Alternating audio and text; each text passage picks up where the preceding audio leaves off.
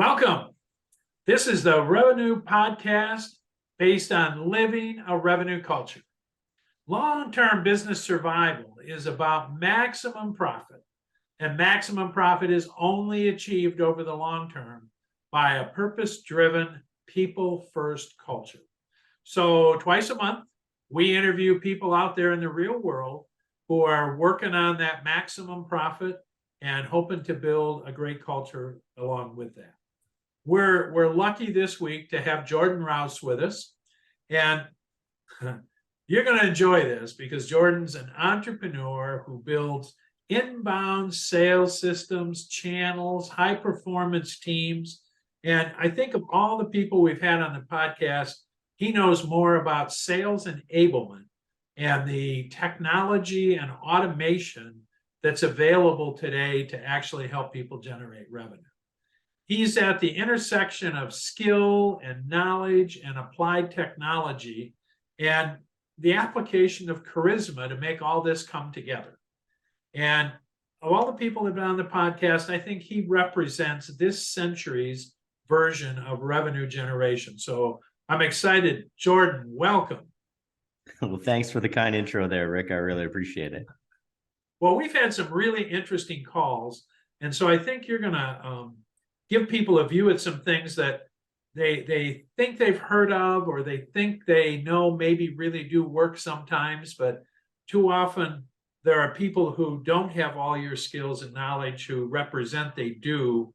And so I think there's some, trepidation in the market. So I'm thrilled to bring you to our audience so they know you're here and that you can really deliver on those kinds of promises. So start out and tell us first how you got to where you are, and then what it is you really do today, because you do some fascinating things. Yeah, well, I appreciate that. And I'll go into my history a little bit and come back through it and tell you how we got here.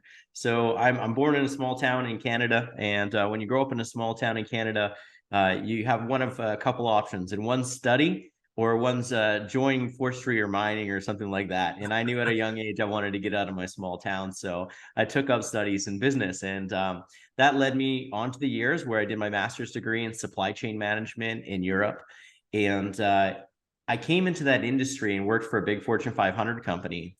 And I remember I saved them millions and millions and millions of dollars in my first couple of years of working there through process and systems like what we're talking about today.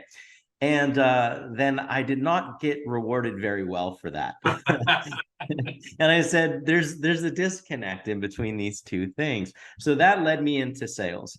I always had a natural gift of the gab a little bit, growing up in a small town, a lot of conjecture. I've noticed. Yeah. So what I did was I took all my process knowledge and I started applying it to sales and learning how things worked from a more analytical perspective. What I saw in sales is most people worked off bravado and they worked off just relationship, but they didn't know how to manifest new ones. So I found a lot of companies I saw in the market would stagnate at certain levels because they had 10 to 12 key relationships, and that grows them to a certain extent, but they couldn't expand past that with their teams, their systems, and their processes. And so I would say that's the story of about 95% of small and medium businesses in North America. Yeah, amen. Now, go into a little bit about your business model today. And, I know you're a fractional, you also help organizations build their own internal teams, and you bring a lot of technology. And just as you were talking about the supply chain piece, you bring a real methodology and, systemic approach to all this that when people talk about sales enablement, I don't think most people even know what that is or why it matters. And it looks to me like you leverage the heck out of that. Wow. So those are some big topics to throw all together. But in essence of how I approach things, it's always in the same kind of line. It's systems, then process, then people.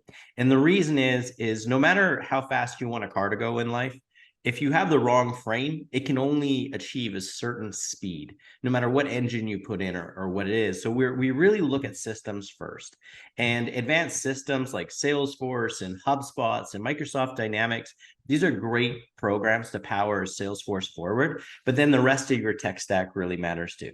So we approach it there first, kind of figure out what they need, and then we go into a process. How is that being driven from lead to conversion? And then we jump, once we have that all sorted out, into people. Now, you brought up an important thing to categorize why we do things. Now, sales enablement, what that means is it's spending more time selling and less time in operational duty. So people at first called it sales automation, automating tasks that come out of it. Then the new vernacular became sales enablement, right? And basically allowing salespeople to spend more time selling and less time wasting. And so the thing that managers love sales enablement and salespeople hate it. Why? Visibility is so clear on their actions, which has a high level of accountability, and even high performers can escape. Yep. So this is very interesting. So this is why we produce the systems and the processes before we develop teams, is because we have to hire to fit, because trying to fit people who are currently there into the new systems definitely causes a lot of stretch of that elastic band of the individual. So when you're looking at doing this, it has to come in cycles, and there's levels of implementation. I bet so many people listening have went out there, put this new system in place, and nobody uses it, right? Nobody uses it, or there's huge disengagement from it and fights in the office about, you're not entering this in your KPIs. I don't need to do that. I've been doing this for 35 years. Like, okay, those are common arguments, right? And so it's not just a game about being smart with systems and process, or even identifying and hiring the right talent. It's, how do I get human engagement within a system to head towards my goals? That's the real question, because the human element defines our businesses. You can have the best technical procedures in the world, but humans are the ones who make it happen. Yep. One of my favorite all-time quotes is, a bad system beats a good person every time. And, early in our work, we used to do, one of the things we would do with our clients is we would measure their cost per sales hour. And when you'd say that to people, they kind of look at you funny, like, I don't get it. And what it was really all about was, it wasn't the cost of the salesperson divided by 40. The first question was, how many hours in a week do your salespeople actually sell? And after talking to about 2,000 CEOs, we found out not one of them could define the act of selling. So they couldn't possibly define their cost per sales hour, because they didn't know when their salespeople were doing it. And, our answer, because I'm a cost accountant by undergraduate education, was very simply, sales is moving a deal forward. If there's no deal, there's no selling going on. And so the question became, how many hours in a week do your salespeople actually spend moving deals forward? The first 3 studies we did were all multi-billion-dollar famous companies. And believe it or not one of those companies did the salespeople actually move deals forward for an hour a week, because they spent so much time doing other stuff, filling out forms, going to meetings, in training, driving from point A to point B. And so what you're talking about completely changes their definition of work. Yeah, and the scope of work that they'd be part of, right? So a great, as you were alluding to, it's about maximizing their time selling, but also their efficiency selling. Yep. And then their interactions within that system. It's a complex nature of things, but I like to dumb it down. Like when we look at cost per selling hour, we've seen it revolving between $400 in a highly efficient system to $1,200, $1,500 in an inefficient system within businesses. And people don't usually value things like that. But if you look at your salespeople's time as $1,000 an hour, you take it a lot more seriously, and you're also willing to invest more in marketing, more in assistance, more in coaching, because it's infinitesimal versus the overall operational cost of the business and the productivity. And this is where most leaders miss it. As you said, they're not calculating the right numbers. And now tell me, you do both. You'll do service for a company if they want you to. You have an organization that you can really manage a sales organization for them? And do you also then come in and install organizations and technology for clients? Yeah, that's really interesting. Everyone's a little bit different in the equation that they need to fix it. So we're like the wood glue of the industry. I have people from the frontline individuals will go recruit to power their sales, all the way up to the systems engineers and the process engineers to come in and take a look. And then we have managers and coaches in those systems that can kind of fill the gaps. But our ultimate goal is to make systems and people independent of us that produce great results where we can sit as a sounding board and great advice in the future. So our goal and path is different with every client, but our ultimate goal is for them to get rid of us and be highly productive at the same time. So help me and help us all understand how you hire for those roles in this process, because I'm guessing you have a different formula than a lot of organizations do, where they do a simple interview and say, where have you sold before? And, a couple of questions. And if they like them and the personality seems right, they hire him. Do you hire in a different way?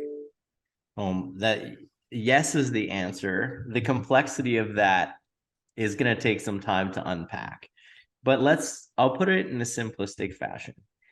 People aren't that unique. I know we love to say it, but they're not that unique. They're in categories we can place them. And when you're looking for, you understand first, the first thing you always have to do is seek to understand yourself. And to do that, you have to look within, who are the leaders? Who are the successful salespeople currently? Why are they successful? And you study first before you hire. So majority of our hiring process comes pre-game. And, just like Jim Rohn said, failing to plan is planning to fail. We don't do that. We spend most of our time digging in about what does performance look like? Who are the current people that are in leadership? And what would a lightning rod individual look like for them? So when they get together, sparks fly. Like life is really good. It's fun to come to work. It helps develop that culture of winning. But what it is a culture of enthusiasm, of motivation, of positivity that comes from them. It's a mindset of winning that everyone kind of adheres to that same methodology. And they have the same level of like openness or the same level of cooperativeness within the organization to be able to push it forward. And yes, it takes different people in different positions, but in general, when you walk into a company, they will feel the same way. You'll get the similar feeling. You won't feel disjointed. So a lot of our work comes pre-game, and we'll use everything from interviewing people and asking a series of questions to understand systems, processes, people's interaction, communication, expectations, all these things. And then we'll use psychometrics, which is a fancy word for brain testing, to figure out how people think, how they act, their attitudes and habits, and their potentials. And that allows us to suss out ideal avatars for hiring or ideal characteristics for hiring. And as I said, they're not abundantly unique. But where most companies go wrong is they just say, here's the onboarding program, have fun. Well, you got to customize that. And that gives you your retention. But then there has to be intention from the start of the interview process to the end of it, and being able to shape that together. So there's a lot to be said there, and that's why we exist. We help companies with that, but it's a puzzle. And once you figure out the pieces, you just start to do them in a slow, very intentional manner, and then you'll have a nice system that you can duplicate the people you want with. I love that. And, obviously this podcast is about building culture, and you had, I lost count at about seven different things that absolutely make a difference in a culture. And so it sounds like you're selecting for this specific organization's culture. Is that a fair statement? Yeah, we take the leadership mostly in constitution, like what's working and what's not. When we look at any company, it's going to be defined, the speed of the leader is the speed of the team. Traditionally, I find that you have to lead from the front. Even in my own sales organization, I still do a ton of the selling, even though I have directors of that, because that's where you get the best information from, frontline information to be reactive to your company. So yeah, in essence, we look at leadership. Leadership is so important. And then we help work with the leadership, saying, you got a big blind spot here. You want to build a high performance team, you got to work on yourself. A lot of those harder conversations do come up very frequently, because as we know, entrepreneurs have a lot of bravado, or they've Oh, yeah. lost confidence, and there's very little in between. Right. Yeah. And so it's harnessing both of those atmospheres. Are we coming in with low confidence or overly high confidence? And there's usually not much in between those. Yeah, I'm imagining so many of the companies we've worked with don't have a clue what great sales looks like. And the leadership often doesn't have the understanding, but then the commitment to bringing the support. They somehow think, well, if you're a great salesperson, just go sell. And yet there is infrastructure, and you have to have the right messaging, and you have to have a process that makes it easy to buy. Do you end up spending a fair amount of your relationship helping the leadership understand how to manage a great sales team? Well, here it is. In my best world and process, a great sales team can almost manage itself. You have to coach them, you have to guide them. But now in sales enablement land, we have really clear accountabilities. And once you've mastered a system and the process, you know your leverage points and what needs to be applied. And when a salesperson knows this, they know exactly what to do to win. And if something's failing in the system, we know exactly what's causing it. So it's like having a perfect doctor to diagnose it. It's still up to you. If a doctor says you have to eat this diet and work out like this, and you don't do that, obviously you're going to get sick, right? And you're going to get worse. Now, teaching managers to be managers, there's two types of individuals. There's the micromanager, and then the walk away macro, let it be. And there's very little that's in between.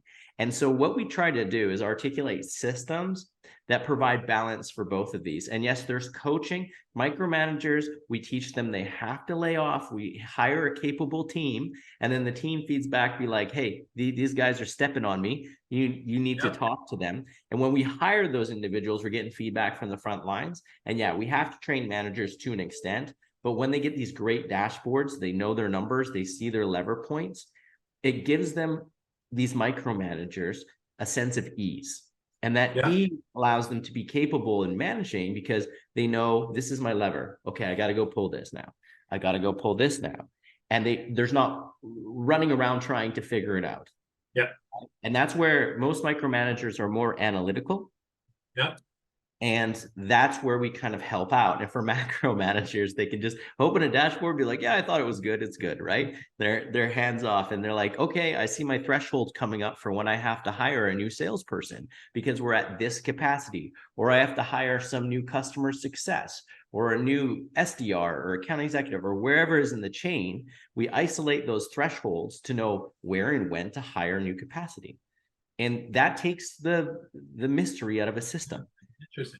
So your dashboard helps facilitate the manager's role to support the team.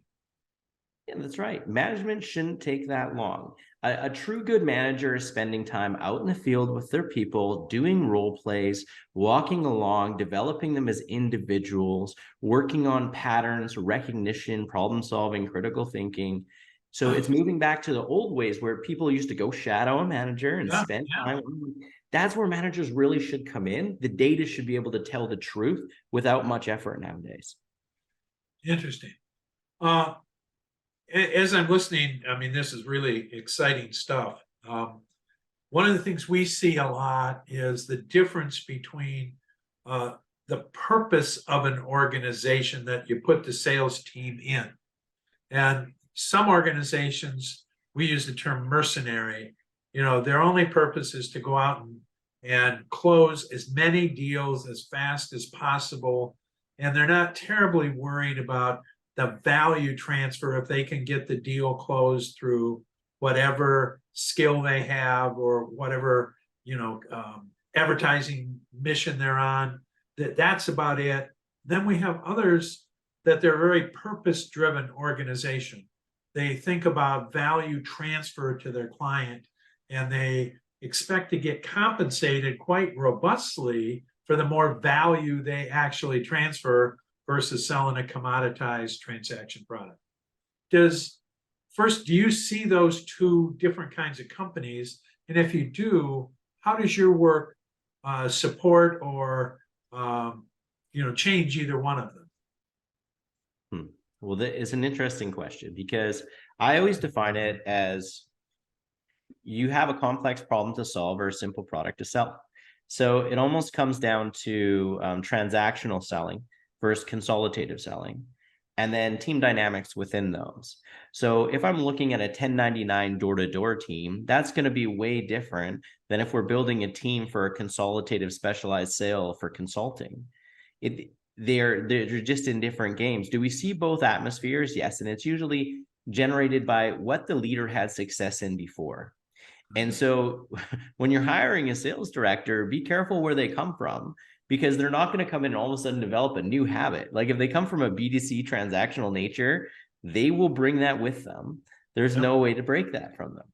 And so it's just different sales styles and different needs and different wants and desires and what produces a result. I always tell people, don't fix it if it's not broken. And we start there. What's right about the system? What works? Because those are the things you don't want to mess with. Yeah. So, and then in nature, you also want to go off and duplicate success. So you look at what other competitors are highly successful in the industry. How have they structured their teams? Why have they structured their teams this way? And how do they work internally? And so we can learn a lot from our competitors, or even other adjacent industries, about how they're working within distribution chains to set up sales teams. I'm never about reinventing the wheel. I'm about finding something successful and then trying an iteration left or an iteration right, never jumping across a full spectrum. Interesting. As I'm listening, I'm thinking about what I know about your work. I would say you're a leader in your space. And as you look out, and you mentioned the starting out with, Salesforce automation and CRMs, and, eventually we're out to sales enablement. What do you see is going to happen next? What should organizations be thinking about or preparing for? Well, we're in a very turbulent world. And the best thing you can prepare for is never become complacent with your success. And I always say, when people say my sales channels are great, which new ones are you adding? Because we all know, from ad campaigns to things changing in the world, that you need to be adding sales channels constantly, right? And if you're not, you're really going to hurt your future success. So I think it's always keep innovation at the top of your mind. And the trends that I feel are this: we're going to have much leaner sales staffs. So there's going to be much higher production because of automation and the new dynamic of like a hunter, a closer, a farmer, and a customer success person. But then customer success is basically operations farmer together. Yep. And the sales dynamic I'm explaining is a hunter likes to go get new relationships, a closer's good at bringing deals across, and a farmer's good at manifesting new dollars from those accounts, but at the same time making those people happy. And so this new division is something to pay attention to. So I see that most organizational structures are going to move to this segregation of role. That's going to be one. They're going to incorporate higher levels of technology to run leaner, because I believe the day of the Western dominance of these spaces is going to end in some way, and it's going to be a more unipolar world instead of a monopolar one. So we're going to have to pay attention and compete at much higher levels. And we haven't had to do that for a long time, but around the world is catching up. So what does that mean? It means that automation and enablement are not just, I should have them. They're going to be like, I'm going to be required to survive and thrive.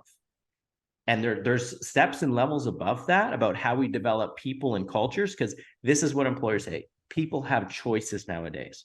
I'm one of those annoying millennials who likes to live where I want to live and do what I want to do and have experiences in time, and at the same time do well.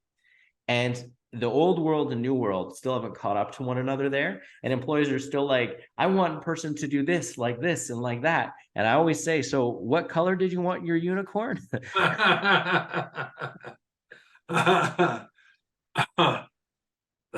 I use that? Anytime.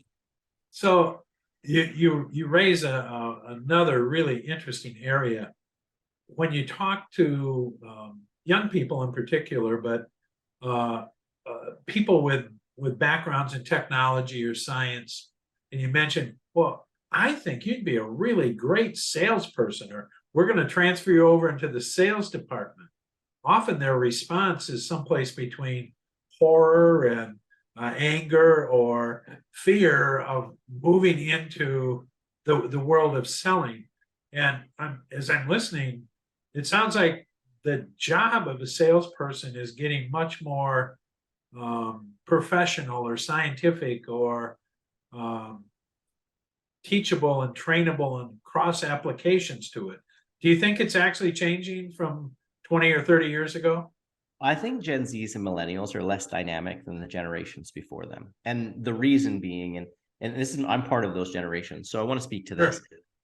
When we're growing up, we were more coddled, for lack of better words. So we'd have less uncomfortable experiences, and our ability to adapt to situations has come way down.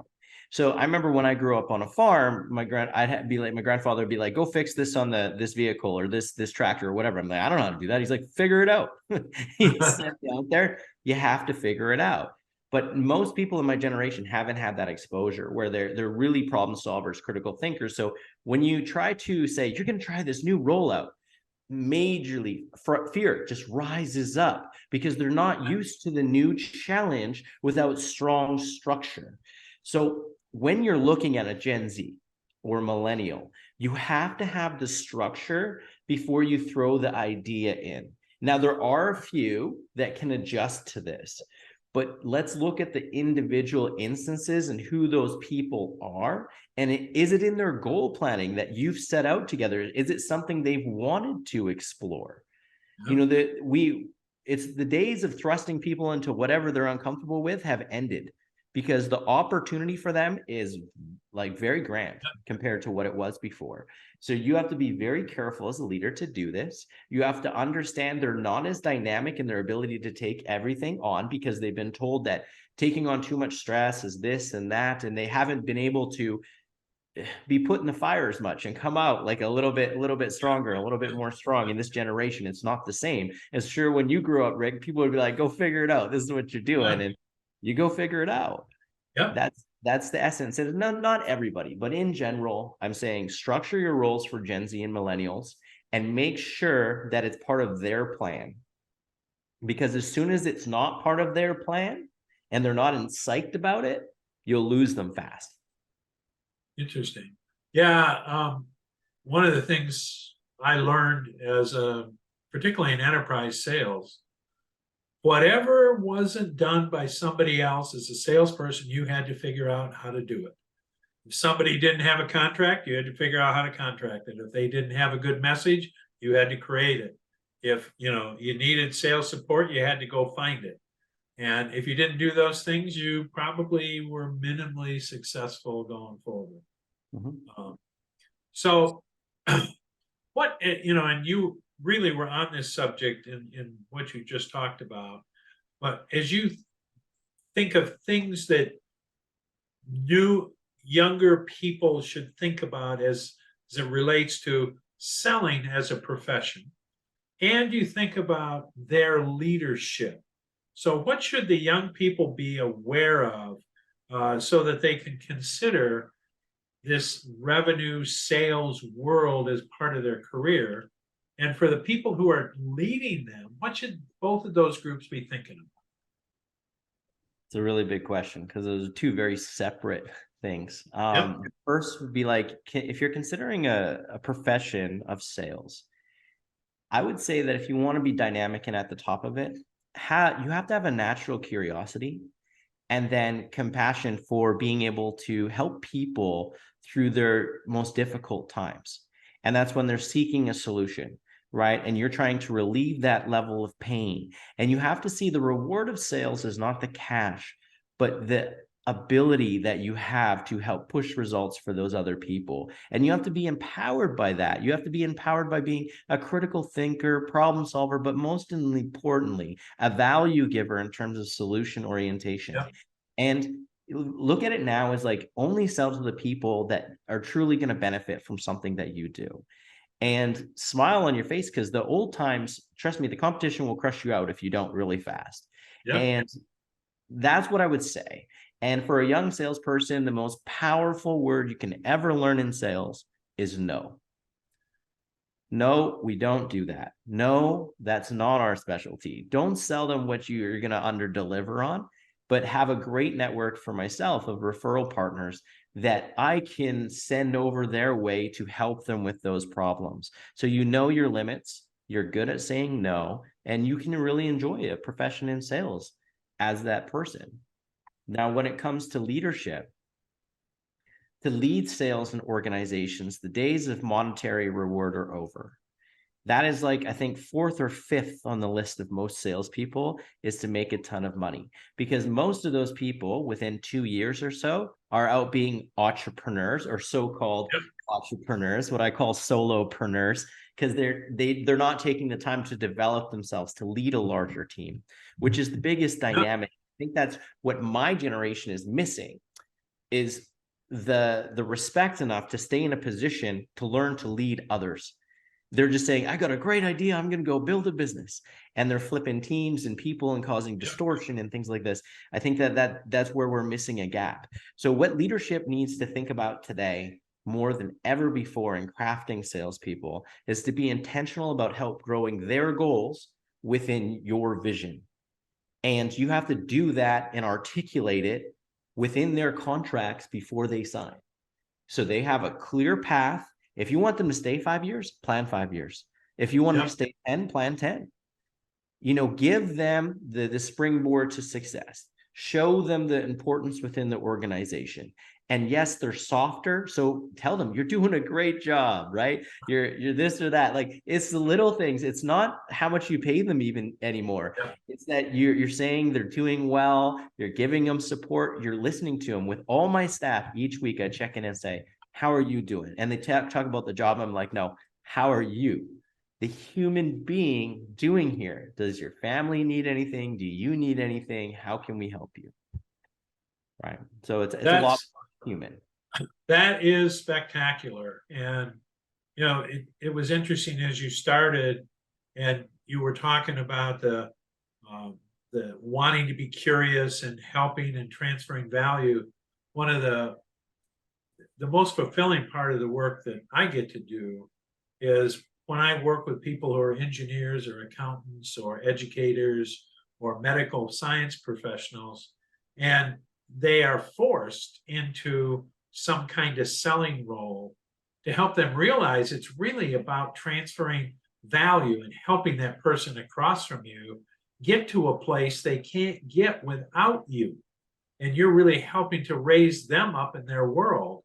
And that once engineers or accountants figure that out, then they see it as an extension of engineering or accounting or medical practice work.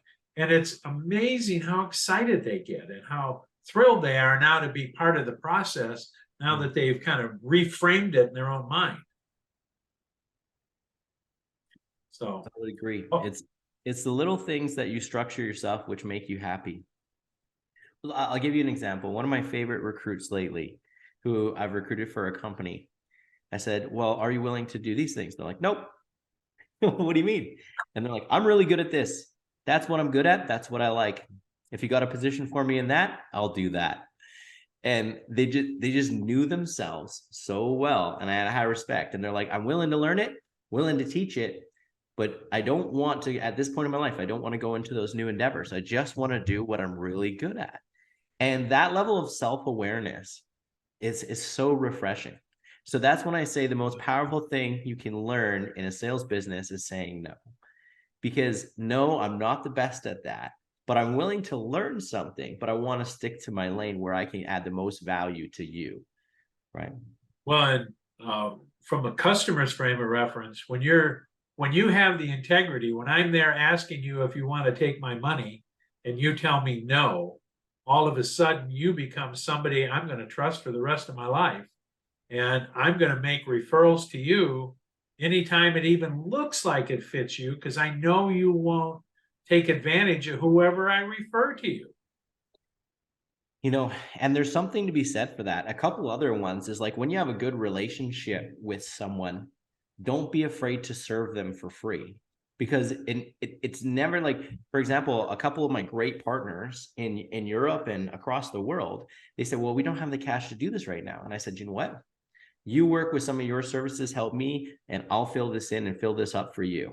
And we all started crushing it together and doing things together. So if you lead with a foot of service, and when you see value that you can do, if you have it in your budget as a company, just do it. Serve that person. It comes around. It really does. As long as that person has the right integrity and ethics as you do, that's how our best partnerships have been started. Yes, yes, Right? yes. I mean, you're defining the purpose this podcast exists, is the recognition that when you really have a purpose-driven, people-first culture, and the people are there to transfer the value that purpose creates, the things you can manifest are unbelievable. Yeah, and exactly. And like this world's hard enough. I always tell people like there's so much going on. You turn on the news, everything's going wrong.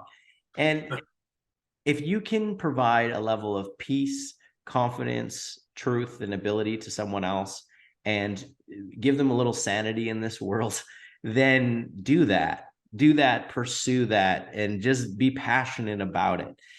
And I really love what I do. And I think that is the main thing, is because I feel like it helps. Right. Yep. And I think at our deepest level, most human beings are conditioned to help one another. And so find that place where you can be of the greatest help to somebody else, and then just live for it. And if you can help, help. It's not a question of money. It's like, I can help you. I'll just do this. And as you guys see the fruits of the labors, bam, pay for it. Because when you see the opportunity, take it. Right. It's not always monetary. It really isn't. Yep. Yep. Now, often it's amazing how people that you gave value to them, even though at the moment they weren't going to pay you, how it comes back to you in weeks or days or years later, and you go, holy mackerel!